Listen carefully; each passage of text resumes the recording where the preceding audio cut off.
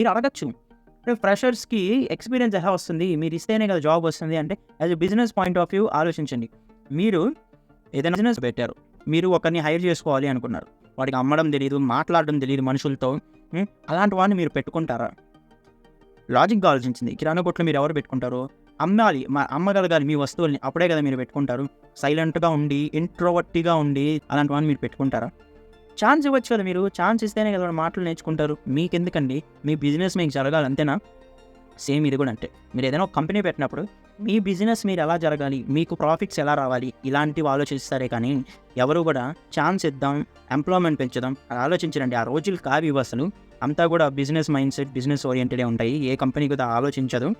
See మీకు ఒకవేళ ఏదైనా కంపెనీ అయినా ఆలోచించి ఫ్రెషర్స్‌ని ఇప్పుడు తీసుకుంటున్నారంటే చాలా వరకు ఎంఎన్‌సీలు అలా తీసుకునేవి. మీకు అంత స్కిల్స్ లేకపోయినా ఫ్రెషర్స్‌ని తీసుకొని వాళ్ళే ట్రైనింగ్ ఇచ్చేవాళ్ళు.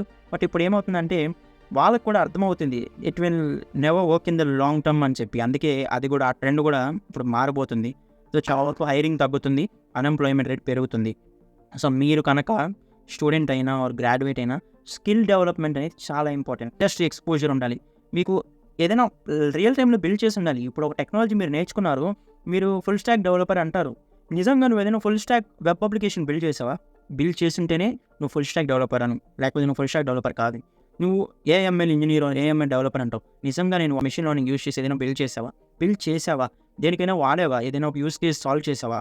అప్పుడు మాత్రమే నువ్వు అది అవుతావు. సో నువ్వు ఏది నేర్చుకున్నా అది రియల్ టైమ్ ఎక్స్‌పోజర్ నీకు ఉండాలి. నువ్వు చెయ్యి. ఇంటర్నెట్‌లో నీకు చాలా రిసోర్సెస్ ఉన్నాయి. బోలెడన్ని ఉన్నాయి.